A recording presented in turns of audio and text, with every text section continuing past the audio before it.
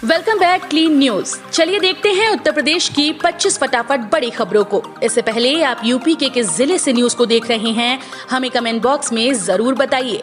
साथ ही daily update रहने के लिए चैनल को सब्सक्राइब कर बेल आइकन को दबाना बिल्कुल न भूलें। आज का लाइक एम 3000 है।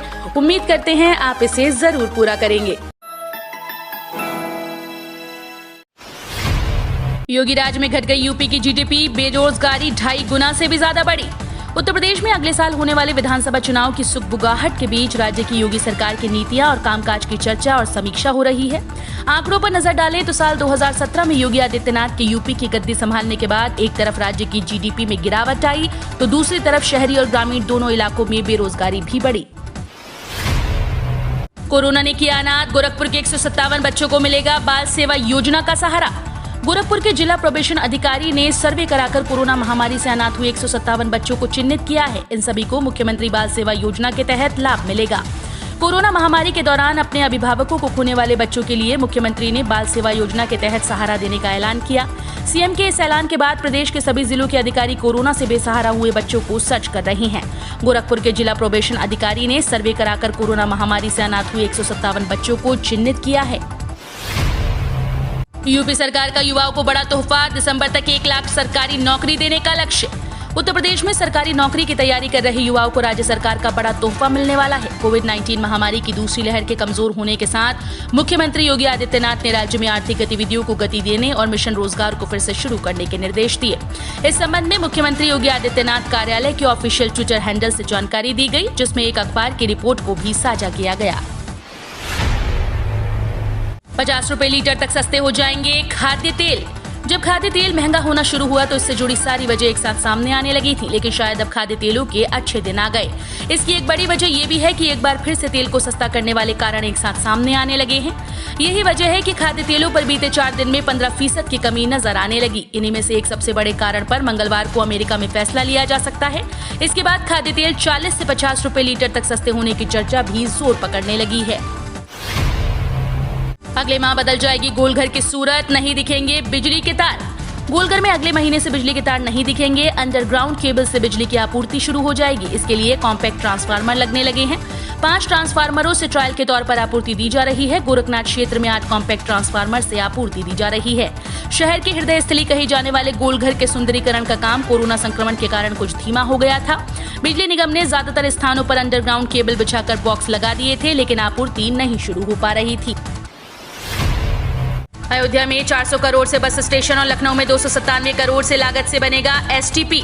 योगी आदित्यनाथ सरकार ने लंबे समय के बाद लोक भवन में संपन्न कैबिनेट की बैठक में 8 प्रस्तावों को हरी झंडी दी है। सरकार का फोकस अभी भी रामनगरी अयोध्या पर है। मुख्यमंत्री योगी आदित्यनाथ की अध्यक्षता में संपन्न बैठक में अयोध्या में 400 करोड़ की लागत से बस स्टैंड के निर्माण कार्य और लखनऊ में गोमती नदी को साफ सुथरा रखने के लिए 297 करोड़ की लागत से सीवेज ट्रीटमेंट प्लांट के निर्माण को मंजूरी मिली है। अयोध्या में करीब 1.5 किलोमीटर के एक फ्लाईओवर के निर्माण को भी हरी झंडी दी गई। अयोध्या में पीपीपी मोड पर 400 करोड़ की लागत से बस स्टैंड का निर्माण कराया जाएगा। इंटर स्टेट टर्मिनल इस बस स्टैंड पर आने वाले लोगों को जाम से बचाने के लिए एक करीब 1.5 किलोमीटर का फ्लाईओवर भी बनाया जाएगा। रामनगरी अयोध्या में सुल्तानपुर मार्ग नए एयरपोर्ट को जोड़ता है। इस पर ट्रैफिक जाम से बचने के लिए यहाँ 4 लेन फ्लाईओवर मंजूर किया गया है। 2022 के विधानसभा चुनाव की तैयारियों में जुटी बीएसपी हर बूथ 10 बूथ फॉर्मूले पर कर रही है काम। 2022 में होने वाले यूपी विधानसभा चुनाव को लेकर सभी पार्टी इस तैयारियों में जुट गई हैं। वहीं बहुजन समाज पार्टी हर बूथ 10 बूथ अभियान के तहत संगठन को मजबूत करने की योजना पर काम कर रही है। पार्टी 2022 के यूपी विधानसभा चुनाव को लेकर जिला और विधानसभा के स्तर पर समीक्षा करने के बाद अब सेक्टर स्तर की समीक्षा कर रही है। आजमगढ़ सेक्टर के मुख्य प्रभारी बुझारत राजभर ने एनबीटी को बताया कि पार्टी के आला कमान के निर्देश पर सेक्टर स्तर के सभी पदाधिकारियों के कार्यों की समीक्षा रिपोर्ट इस महीने के अंत तक लखनऊ भेज दी जाएगी। बुजुर्ग नागरिकों के लिए बनाई योजना की सफलता पर पीएम मोदी ने की सीएम योगी की तारीफ। उत्तर प्रदेश के बुजुर्गों को योगी सरकार ने बड़ा तोहफा दिया है। राज्य सरकार की तरफ से बुजुर्गों के लिए एडल्ट हेल्पलाइन सेवा शुरू की गई।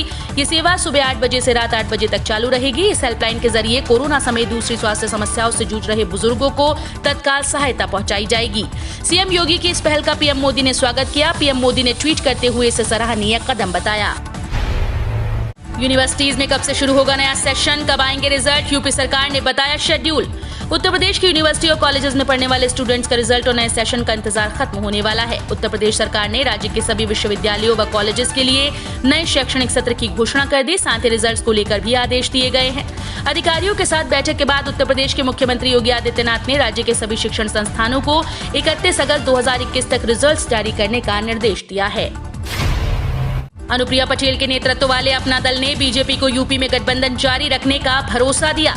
उत्तर प्रदेश में संकट में घिरी नजर आ रही भारतीय जनता पार्टी के लिए बड़ी राहत की बात सामने आई है। अनुप्रिया पटेल के नेतृत्व वाली अपना दल ने अटकलों का खंडन किया कि पार्टी अगले साल होने वाले यूपी विधानसभा चुनाव के मद्देनजर गठबंधन बरकरार रखने के लिए कड़ा सौदा कर रही है।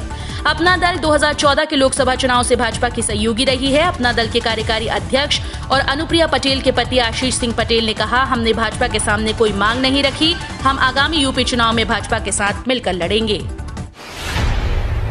प्रतापगढ़ में पत्रकार की संदिग्ध मौत, अखिलेश ने की उच्च स्तरीय जांच की मांग। यूपी के प्रतापगढ़ में टीवी पत्रकार सुलभ श्रीवास्तव की संदिग्ध हालत में मौत हो गई। 2 दिन पहले ही सुलभ ने अपनी हत्या की आशंका जताते हुए प्रयागराज जोन के एडीजी को पत्र लिखा था। पत्र में कहा था कि शराब माफियाओं से उनकी जान को खतरा है। पुलिस सुलभ की मौत की वजह सड़क हादसा बता रही है, वहीं परिजन हत्या की आशंका जता रहे हैं। इस मामले में सियासत गर्मा गई। विपक्षी दलों के नेता प्रदेश की योगी सरकार पर हमलावर हो गए हैं। कांग्रेस महासचिव प्रियंका गांधी के बाद आप सांसद संजय सिंह और अब समाजवादी पार्टी के अध्यक्ष अखिलेश यादव ने यूपी सरकार पर निशाना साधा। ऑनलाइन भी हो रही बसों में बुकिंग, 100 से ज्यादा बसों के बेच रहे टिकट। प्रतिबंध के बाद भी महाराष्ट्र, गुजरात, राजस्थान, यूपी के बसों का संचालन जारी है। परिवहन विभाग की सांठगांठ से खुलेआम ट्रैवल्स से टिकट बुक हो रहे हैं। टिकट बुकिंग की सुविधा ऑनलाइन कंपनीज भी दे रही है। प्रतिदिन 100 से ज्यादा बसों के टिकट ऑनलाइन बिक रहे। बस संचालन के खुलासे के बाद भी परिवहन विभाग को होश नहीं आया। डिप्टी कमिश्नर कह रही हैं, ऐसा है तो मैं दिखवाती हूँ। सैफई मेडिकल कॉलेजेस में फूटा कर्मचारियों का गुस्सा, काम बंद कर हड़ताल पर बैठे, डॉक्टर पर लात घूसा मारने का आरोप। सैफई मेडिकल कॉलेज के ट्रॉमा सेंटर में ब्लड बैंक में तैनात कर्मचारी जयप्रकाश शर्मा व नरेश शर्मा के साथ बदतमीजी करने पर नर्सिंग स्टाफ काम बंद कर हड़ताल पर बैठ गया। हड़ताल से मरीज और तीमारदार परेशान दिखे। अस्पताल प्रशासन ने हड़ताल की सूचना थाना सैफई को दी, जिस पर थाना पुलिस मौके पर पहुंची। पुलिस ने कर्मचारियों को समझाने की कोशिश की, लेकिन धरने पर बैठे स्टाफ के लोग डॉक्टर की माफी मांगने की बात पर अड़े रहे। नर्सिंग स्टाफ ने कहा कि हमारे सहयोगी के साथ बदतमीजी हुई है, जिसके लिए पैथोलॉजी विभाग में तैनात डॉक्टर विनीत माफी मांगे, उसके बाद ही हड़ताल समाप्त करेंगे, नहीं तो हड़ताल जारी रहेगी। यूपी के 27 लाख सरकारी कर्मचारियों को योगी की सौगात, अगले 7 महीने में 3 बार मिलेगा महंगाई भत्ता। उत्तर प्रदेश के 27 लाख से ज्यादा सरकारी कर्मचारी और पेंशनरों को योगी सरकार ने बड़ा तोहफा दिया। यूपी सरकार ने प्रदेश के 15 लाख कर्मचारियों और 12 लाख से अधिक पेंशनरों का रुका हुआ महंगाई भत्ता जारी कर दिया। पिछले 1.5 साल से कोरोना वायरस के चलते इन कर्मचारियों की वेतन वृद्धि रुकी हुई है और इन्हें महंगाई भत्ता भी नहीं मिल रहा। हाल ही में केंद्र सरकार ने भी सभी सरकारी कर्मचारियों का रुका हुआ महंगाई भत्ता देने का ऐलान किया है। 16 जून से खुल जाएंगे केंद्र द्वारा संरक्षित सभी स्मारक और संग्रहालय। एएसआई ने लिया फैसला। देश में कोरोना का प्रकोप कम हो रहा है और शहर बाजार दुकानें खुलने लगी हैं। इसे देखते हुए एएसआई ने सभी संरक्षित स्मारकों और संग्रहालयों को 16 जून से खोलने का फैसला लिया है। सभी खुल रहे हैं। आपको बता दें कि कोरोना के बढ़ते मामलों के मद्देनजर एएसआई ने अपने सभी स्मारकों को 15 जून तक बंद रखने का फैसला लिया था। अब इसे आगे नहीं बढ़ाया जाएगा और लोगों को 16 जून से ऐतिहासिक स्थलों को देखने की इजाजत मिल जाएगी। राम जन्मभूमि ट्रस्ट की अनुबंधित जमीन को मुस्लिम वक्फ बोर्ड ने बताया अपनी, पीएम से जांच कराने की मांग। उत्तर प्रदेश के अयोध्या के श्री राम जन्मभूमि तीर्थ क्षेत्र ट्रस्ट के ऊपर जिस जमीन को लेकर गंभीर आरोप लगे हैं, उस पर अब मुस्लिम समाज का पक्ष सामने आया है।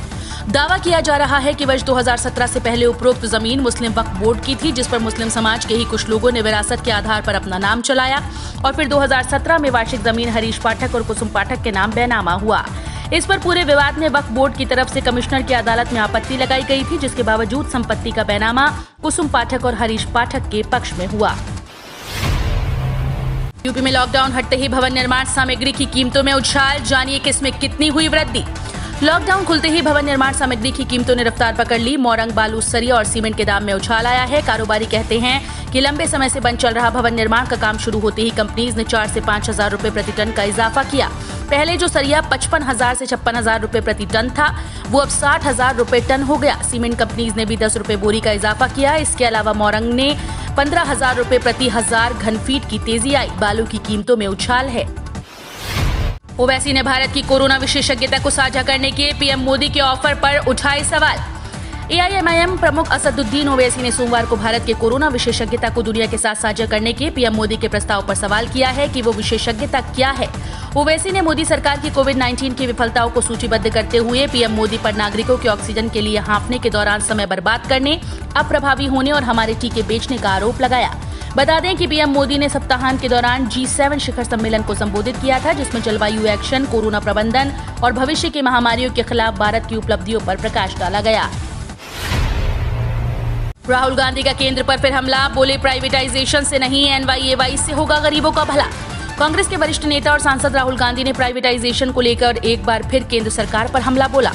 राहुल गांधी ने सोमवार को ट्वीट कर कहा कि भारत सरकार मोदी मित्र केंद्रित है, लेकिन उनकी प्राइवेटाइजेशन की योजना गरीबों की मदद नहीं करेगी। उन्होंने कहा कि अगर कोई योजना गरीब जनता की मदद कर सकती है तो वो है न्याय। आपको बता दें कि न्यूनतम आय सहायता योजना यानी NYAY कांग्रेस का एक ड्रीम प्रोजेक्ट है। इस योजना के तहत हर गरीब परिवार की मासिक कमाई 12,000 रुपए तक पहुंचाने का लक्ष्य रखा गया है। नेशनल पेंशन सिस्टम से आप निकाल सकेंगे इतने पैसे, इस तरह के बदलाव कर रही है सरकार। एनपीएस में बीमा एजेंट की दिलचस्पी बढ़ाने और सिस्टमैटिक विड्रॉल प्लान जैसी सुविधा शुरू करने के साथ ही एन्युटी इंडेक्स को महंगाई से जोड़ने की मदद से निवेशकों को उच्च रिटर्न दिलाने पर विचार किया जा रहा है। Pension fund regulator PFRDA national pension system में बदलाव के लिए सरकार से बातचीत कर रहा है। नेशनल पेंशन सिस्टम को अधिक आकर्षक बनाने और लोगों की इसमें दिलचस्पी जगाने के हिसाब से इसके टैक्स रिजीम में बदलाव करने पर विचार किया जा रहा है। इसके साथ ही एनपीएस में बीमा एजेंट की दिलचस्पी बढ़ाने और सिस्टमैटिक विड्रॉल प्लान जैसी सुविधा शुरू करने के साथ ही एन्युटी इंडेक्स को महंगाई से जोड़ने की मदद से निवेशकों को उच्च रिटर्न दिलाने पर विचार किया जा रहा है। 3 लाख तक का लोन लेने के बनवाएं पशु किसान क्रेडिट कार्ड। पशुपालन से एक तरफ किसानों को अतिरिक्त आय हो जाती है, वहीं दूसरी तरफ सरकार भी इसके लिए कम ब्याज में लोन दे रही है।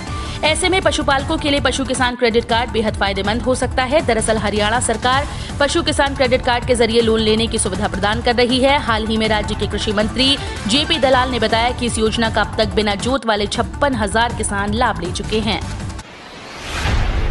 कैनरा बैंक और सिंडिकेट बैंक को लेकर एक नई खबर। 1 जुलाई से बदल जाएंगे IFSC कोड, चेकबुक भी हो जाएगी बेकार। सिंडिकेट बैंक की शाखाओं के मौजूदा IFSC 30 जून 2021 के तक ही काम करेंगे। 1 जुलाई 2021 से नए IFSC लागू होंगे।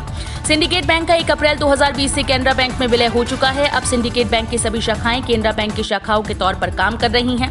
कैनरा बैंक ने अपने ग्राहकों को बताया कि बैंक के पहले की शाखाओं के IFSC कोड 1 जुलाई 2021 से बदल जाएंगे। ग्राहकों को NEFT, RTGS, IMPS के माध्यम से पैसे पाने के लिए नई कैनरा IFSC का उपयोग करना होगा। जल्दी बदल जाएगा सिलेंडर बुक करने का तरीका। अब ग्राहक अपनी मर्जी से चुन सकेंगे डिस्ट्रीब्यूटर। सरकार ने LPG सिलेंडर के ग्राहकों की पुरानी मांग पूरी करते हुए रिफिल की पोर्टेबिलिटी को मंजूरी दी है। अब आप अपना LPG सिलेंडर कहीं से भी भरवा सकते हैं। कोई भी गैस डिस्ट्रीब्यूटर आपका सिलेंडर भरने से मना नहीं कर सकता। हालांकि शुरुआत में ये सेवा पायलट प्रोजेक्ट के तौर पर कुछ चुनिंदा शहरों में शुरू की गई है। आने वाले समय में इसे पूरे देश में शुरू किया जाएगा। फिलहाल ये सेवा सिर्फ चंडीगढ़, कोयम्बटूर, गुड़गांव, पुणे और रांची में मिलेगी। अखिलेश यादव उद्योगपतियों और दुकानदारों के विरोधी हैं। सुरेश खन्ना। उत्तर प्रदेश को गुंडा राज में तब्दील करने वाली समाजवादी पार्टी के मुखिया अखिलेश को कैबिनेट मंत्री सुरेश खन्ना ने उद्योगपतियों, व्यापारियों और दुकानदारों का विरोधी बताया। सुरेश खन्ना का कहना है कि अखिलेश यादव को कारोबार की समझ नहीं, कारोबारियों की सोच और समस्याओं के बारे में अखिलेश को जानकारी नहीं है। अखिलेश के शासनकाल में बड़े उद्योगपति यूपी में निवेश करने से बचते थे, क्योंकि उत्तर प्रदेश गुंडा राज में तब्दील हो गया था। वहीं आज की आखिरी खबर पर बात करें, कोरोना अपडेट। यूपी में बीते 24 घंटे में 339 नए केस, 1116 लोगों ने जीती कोरोना से जंग। यूपी में कोरोना संक्रमण ने खूब कहर बरपाया। हालांकि अब इसका कहर कम होता नजर आ रहा है। प्रदेश में एक्टिव केसेस की संख्या के साथ ही मृत्यु दर में कमी आई है। वहीं रिकवर हुए मरीजों की संख्या में बढ़ोतरी हो रही है। यूपी अपर मुख्य सचिव स्वास्थ्य अमित मोहन प्रसाद ने सोमवार को बताया कि बीते 24 घंटे में कोरोना के 339 नए मामले सामने आए, जबकि 1116 लोग डिस्चार्ज हुए हैं। हम रोज ऐसे ही न्यूज लाते रहेंगे। यदि आपने अभी तक क्लीन न्यूज यूपी को सब्सक्राइब नहीं किया है तो फटाफट सब्सक्राइब कर लें। साथ ही बेल आइकन को प्रेस करना बिल्कुल ना भूलें, ताकि लेटेस्ट अपडेट मिस ना हो।